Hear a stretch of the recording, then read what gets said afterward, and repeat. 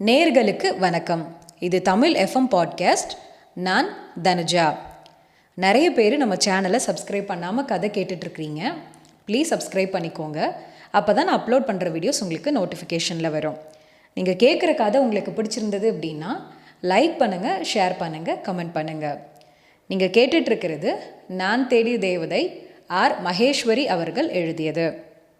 போன அத்தியாயத்தில் நித்யவர்ஷினிக்கு ஆனந்த இனியன் தொலைபேசியில் தொடர்பு கொண்டு பேசினதை பற்றி கேட்டிருந்தோம். தொடர்ந்து கதைக்குள்ளே போகலாம் வாங்க. ஆனந்த இனியனின் பேச்சை கேட்ட நித்யவர்ஷினினால் மீண்டும் தூங்க முடியவில்லை. என் தூக்கத்தை கெடுத்தல நித்யா, அதான் உன் தூக்கத்தை கெடுத்து என்னை பற்றின நினைவுகளை உன் நெஞ்சம் அசைப்போட செய்தேன். சாரி நித்யா.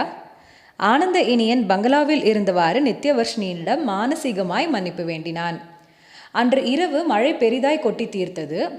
விடியலில் லேசாய் மழை விட்டிருந்தது. மீண்டும் தூறலாய் பொழிந்து கொண்டிருந்தது. ஆனந்த இனியன் குளித்து உண்டு வெளியே கிளம்ப ஆயத்தமான போது, ஆனந்தா, மழை தூறிட்டுருக்கு, எங்கே போகிற? நைட்டு முழுக்க தும்மலும் இருமலுமா இருந்ததுன்னு வேற சொன்னேன் என்று ராஜேஸ்வரி சொல்லவும், பள்ளி வர போயிட்டு வரேம்மா என்றான்.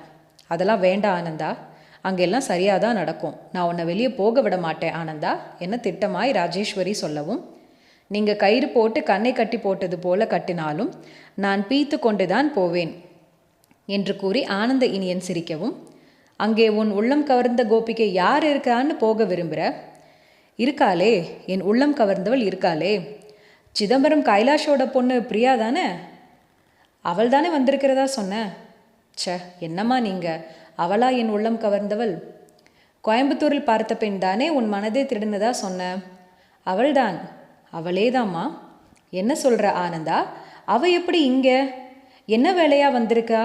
அவளை நீ எங்கே பார்த்த என ராஜேஸ்வரி ஆர்வமாய் கேட்கவும், அவள் பெயர் நித்யவர்ஷினிமா. அவளும் ஒரு டாக்டர். கோயம்புத்தூரில் இருந்து கடலூருக்கு மருத்துவம் பார்க்க வந்திருக்கிற டாக்டர்களில் அவளும் ஒருத்தி என ஆனந்த இனியன் கூறவும், நிஜமாக தான் சொல்கிறியா? அதுவும் நம்ம பள்ளி மருத்துவ முகாமில் தான் இடம் பெற்றிருக்கிறாள். நம்ம பள்ளியில் தான் தங்கியிருக்கிறாள்.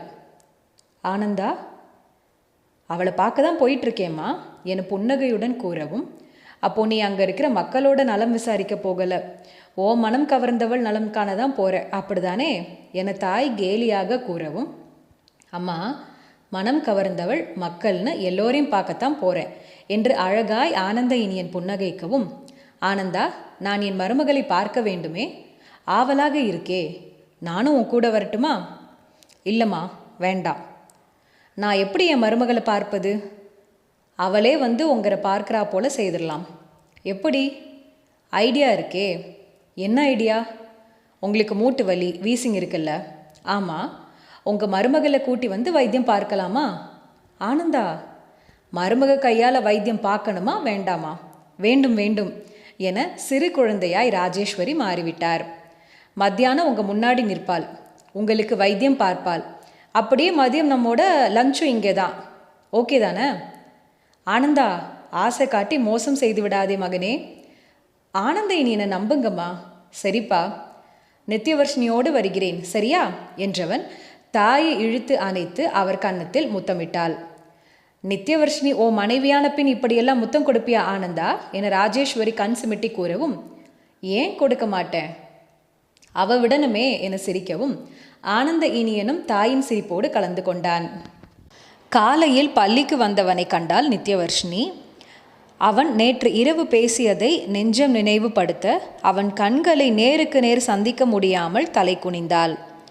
பிரியா ஓடிப்போய் அவனிடம் தேவையில்லாமல் வழிந்ததையும் அவன் சிரிப்பே இல்லாமல் பிரியாவுக்கு பதில் சொன்னதையும் கண்களால் நோக்கி கொண்டே வரிசையில் வந்தவர்களுக்கு வைத்தியம் பார்த்தாள் நித்யவர்ஷினி.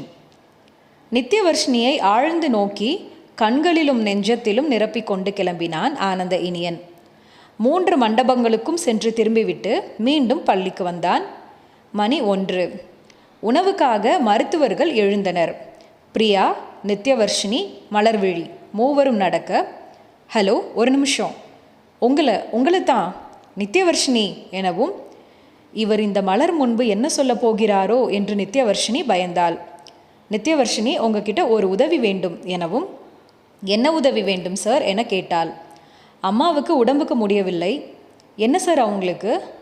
மூட்டு வலி, வீசிங் பிரச்சனை தான் இப்போ அதிகமாகிவிட்டது.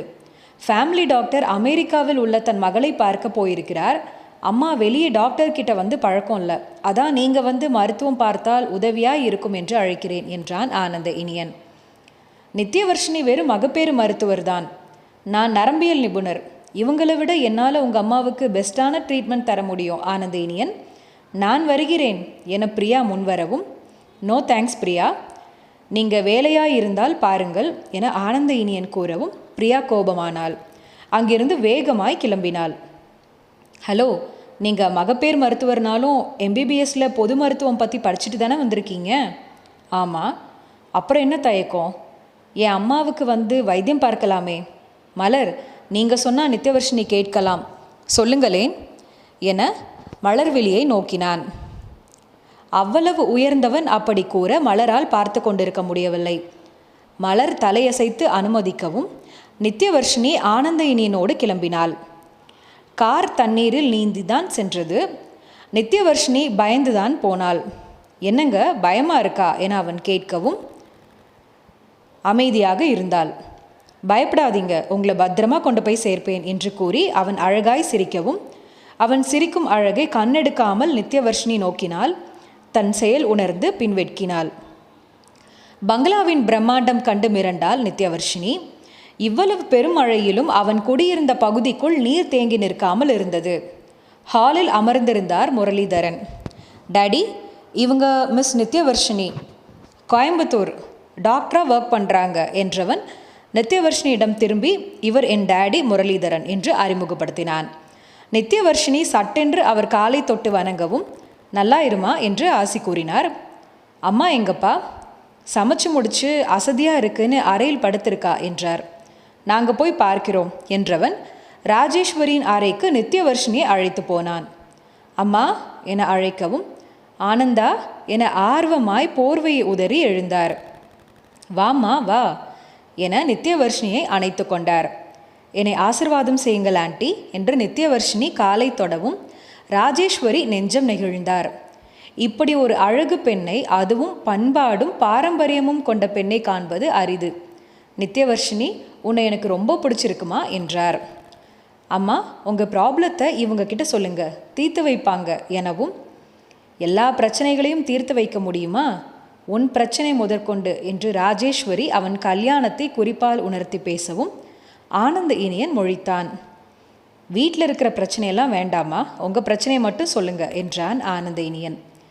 கை கால் மூட்டுக்கு மூட்டு ரொம்ப வலிக்குதுமா, நடக்க முடியலம்மா, கொஞ்ச நேரம் நின்னா வழியில் உயிரே போகுதுமா, அப்புறம் வீசிங் பிரச்சனை வேற இருக்குமா, மூச்சு விட சிரமமாக இருக்குமா என ராஜேஸ்வரி கூறவும் நித்யவர்ஷினி அவர் கை கால் மூட்டுகளை ஆராய்ந்தாள்.